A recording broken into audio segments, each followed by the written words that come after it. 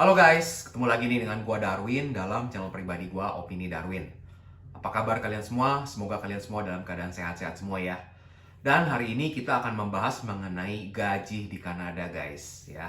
Ini sesuatu yang banyak ya teman-teman menanyakan mengenai gaji nih. Tapi sebelum itu gue minta maaf ya. Ini mungkin di luar agak sedikit berisik karena tadi pagi tuh snow-nya lagi cukup tebal dan siang ini baru mulai ada mobil-mobil snow removal tuh di depan komplek gua. Jadi agak sedikit berisik ya mobilnya itu. Bicara mengenai gaji, ini sebenarnya sesuatu yang gua kurang nyaman untuk membicarakannya. Kenapa? Karena yang pertama, gaji itu sesuatu yang sangat relatif guys. Jadi besar atau kecilnya gaji itu sangat tergantung dari berbagai faktor. Nanti gua akan coba jelaskan. Lalu yang kedua, bicara mengenai gaji, mungkin di antara teman-teman ada yang pernah nonton gitu ya, diaspora yang sharing mengenai gajinya karena kerja di luar negeri, gajinya sekian dolar gitu ya.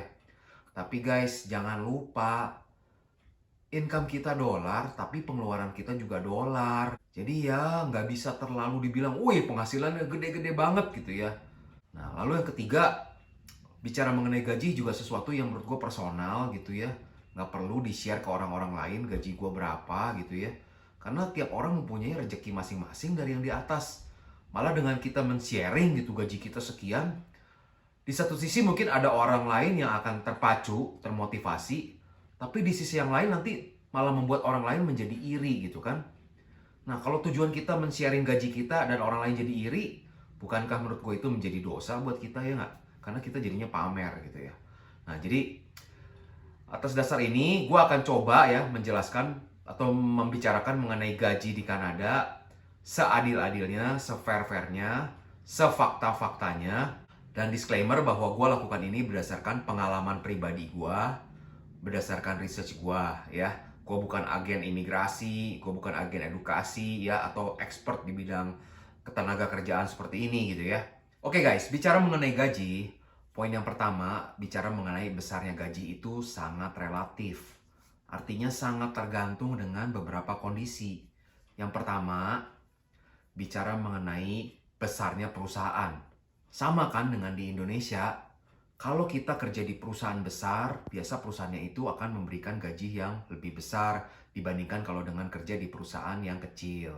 Contohnya deh, misalkan kantor kita perusahaannya perusahaan yang baru merintis, baru berdiri, kantornya juga masih di ruko yang kecil. Tentu saja gajinya juga nggak terlalu besar bukan? Nah beda dengan kalau kantornya sudah di Sudirman gitu misalkan. Dan perusahaan itu besar, mempunyai cabang di banyak lokasi di kota-kota besar di Indonesia. Gajinya kan pasti lebih besar. Tapi kan itu sesuai dengan juga dengan tanggung jawabnya kan. Mungkin kalau perusahaannya perusahaan kecil yang hanya di ruko, hanya punya satu lokasi, ya udah skop pekerjaannya juga sebesar itu aja. Tapi kalau sudah kerja di perusahaan yang besar, skop pekerjaannya nanti juga luas, sehingga tanggung jawabnya menjadi luas. Jadi gajinya juga lebih besar. Nah sama, di Kanada atau di Toronto ini mirip-mirip seperti itu. Jadi ini berdasarkan pengalaman gue guys. Kalau kalian pernah nonton video gue di Indo di Toronto, bagaimana dulu gue lamar 600 kali, interview 30 kali. Jadi gajinya itu sangat bervariasi, tergantung dari size-nya dari company itu. Nah, untuk pekerjaan sebagai accountant mungkin ya, karena gue kan kerja sebagai accountant, jadi gue lebih tahu lah mengenai gaji-gaji accountant yang ada di sini. Nah, bicara mengenai junior accountant deh ya, kalau kita misalkan fresh graduate junior accountant, atau kita baru datang dan kita kuliah lagi, dan setelah kuliah lagi kita harus mulai dari nol lagi nih. Nah, kalau bicara mengenai junior accountant saat ini di 2022, kalau di perusahaannya yang biasa-biasa aja, yang sedang-sedang aja, range gajinya itu di antara 15 sampai dengan 20 dolar per jam.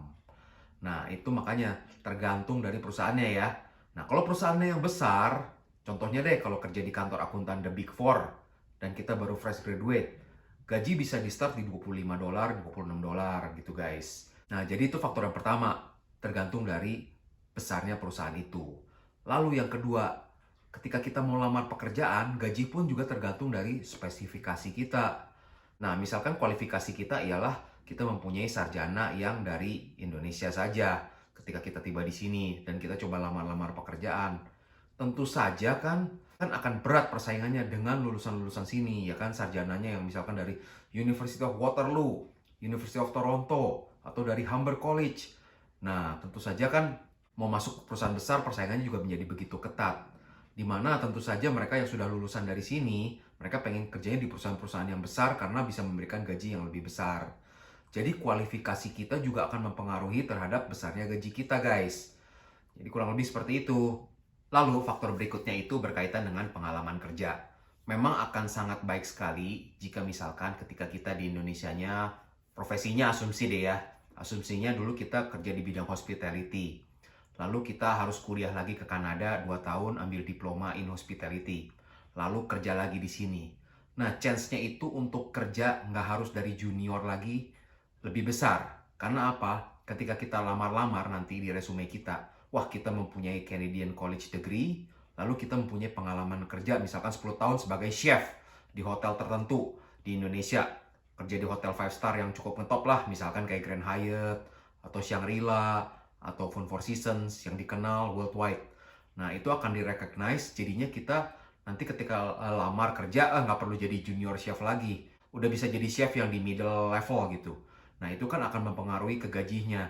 Gajinya nggak mulai dari junior lagi. Nah itu adalah salah satu faktor keunggulan jika bidangnya selalu sesuai, guys. Lalu faktor berikutnya yang berkaitan dengan gaji itu ialah profesi pekerjaan. Nah, memang ada beberapa profesi pekerjaan di sini yang kekurangan tenaga kerja. Dan ada beberapa profesi yang menurut gue ini udah cukup oversupply, cukup banyak. Contohnya itu untuk accountant atau IT ya.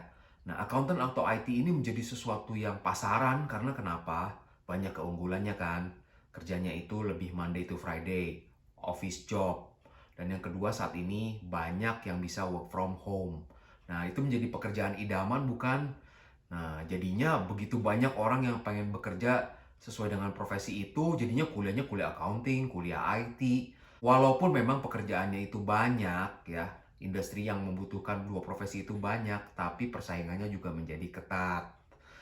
Dan ada faktor lagi berikutnya yang mempengaruhi aktivitas bisnis di North America saat ini. Karena biaya labornya yang mahal, untuk accountant dan IT ini saat ini juga banyak perusahaan yang men-outsource ke negara ketiga, ke negara yang labor cost-nya lebih murah, yang gajinya lebih murah. Jadi contohnya ada beberapa perusahaan besar di sini yang untuk bagian kreditnya ya, bagian account receivable, bagian penagihannya itu di outsource ke India atau ke Filipina. Atau yang pekerjaan accounts payable-nya, bagian pembayarannya di outsource juga ke negara-negara seperti tadi, ke Vietnam, ke Filipina, ke India. Nah, jadinya lapangan pekerjaannya sedikit berkurang. Nah, beberapa pekerjaan yang kekurangan tenaga kerja ini berdasarkan pengalaman operation supervisor di kantor gua ya. Dia mengeluh gitu waktu itu terhadap gua. Dia mau cari assembler dan welder itu susah banget, guys. Tahu kan assembler ya? Orang assembler tuh kalau di kantor gua kan pabriknya tuh membuild up machines. Nah, itu assembler tuh yang nge-build up mesin gitu ya. Nah, yang kedua, welder itu tukang las. Nah, itu susah banget katanya untuk dicari. Karena kenapa? Dia bilang banyak anak-anak muda zaman sekarang itu lebih nggak suka pekerjaan seperti itu. Mereka lebih prefernya itu tadi kerjanya di web designer, IT, accountant. Karena kenapa? Bisa kerjanya nomad. Oh, bisa kerja work from home. Ada yang cita-citanya, gue pengen tinggalnya di villa di Meksiko. Tapi kerjaan gue di Kanada. Jadi gue dapetnya Canadian dollar, tapi gue spendingnya Mexican currency gitu. Nah, tentu saja ada beberapa profesi yang menjadi susah kan untuk mencari orang-orang tenaga ahlinya. Nah, menurut gua itu yang potensi atau opportunity buat kalian. Kalau yang merasa oke, gua bekerja di bidang teknik gak apa-apa. Yang penting menghasilkan duit yang cukup banyak. Nah, di situ kalian grab lah ya. Nah, beberapa profesi yang gua tahu itu seperti tadi. Ketika kita bisa bekerja sebagai welder, kita bisa bekerja sebagai electricians, itu gajinya guys gede banget. Gua melihat electricians yang di hire dari agency ya di kantor gua, aduh guys, bayarannya itu per jamnya tuh di atas $50 per jamnya. Jadi bayangin ya, penghasilan dia tuh mantep banget guys ya. Nah, makanya gue pernah share di Instagram gue waktu itu, guys, buka mata kalian. Kalau kalian sudah pindah ke Kanada, di Kanada ini profesi itu tidak mempengaruhi ke status sosial. Ya, kalau di Indonesia kan kayaknya kerja harus yang kantoran gitu biar status sosialnya tuh tinggi. Kalau di sini enggak, guys. kita bekerja sebagai plumber atau bagian construction rumah, gajinya mungkin lebih besar dari kerja kantoran. Dan yang kedua, gue kan pernah share tuh video mengenai dengan UMR bisa beli sedan mewah. Jadi apa yang mau dibanggain sih? Orang dengan kalau misalkan kita kerja di pabrik aja sanggup beli Honda Civic. Apakah Honda Civic menjadi status sosial? Kalau udah di sini enggak guys, ya. Kecuali memang kalau kita pakainya Ferrari gitu atau Lamborghini, ya itu memang lah nanti orang pandang wah ini income-nya gede nih ya. Tapi apakah hidup untuk pamer? Enggak ya guys ya. Nah, salah satu faktor berikutnya itu berkaitan dengan UMR. Ya memang UMR di sini dengan UMR di Indonesia itu beda jauh. Jadi dengan UMR di sini tingkat kelayakan hidup itu jauh lebih tinggi dengan di Indonesia. Terutama kalau kalian tinggalnya bukan di Toronto atau Vancouver atau di luar Ontario deh ya. Nah, misalkan kalau kalian suami istri kerja dengan gaji UMR, lalu tinggalnya tuh di kotanya misalkan di Winnipeg atau di Saskatoon ataupun di Edmonton atau di Calgary, itu chance untuk bisa nyicil rumah pun ada guys ya. Karena gue lihat ada kondo gitu ya yang harganya masih 150.000 sampai 200.000 untuk 2 kamar. Nah, kalian bisa apply mortgage dengan misalkan udah DP kumpulin dulu deh 10.000, sisanya pakai mortgage gitu ya, cicil. Ya masih ada chance guys, walaupun sepahit-pahitnya gaji kalian cuma UMR suami istri deh, misalkan seperti itu. Nah jadi itu yang akan membedakan gajinya ya guys ya, antara di Indonesia dengan di sini. UMR di sini memang lebih tinggi dan dengan UMR kita masih mempunyai tingkat kelayakan hidup yang lebih tinggi lah dibandingkan dengan di Indonesia.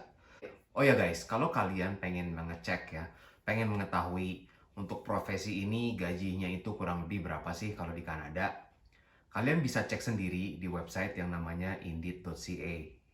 Nah, di situ nanti kalian search aja, misalkan profesi kalian apa, accountant, dan posisinya di mana, di Ontario. Search. Nah, nanti di situ ada tab yang untuk mengecek salary. Nah, salary-nya itu ada yang di range berapa yang kalian mau. Misalkan junior accountant yang salary range-nya yang di antara 20 sampai 25 dolar.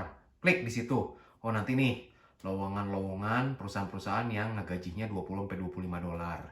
Ataupun yang misalkan gajinya di antara range 15 sampai dengan 20 dolar, klik aja.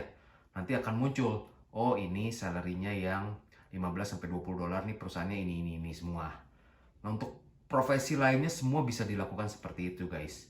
Jadi di situ kalian bisa melihat sendiri gajinya berapa sih yang ditawarkan oleh perusahaan-perusahaan yang ada. Itu lebih fair untuk kalian lihat sendiri, ya.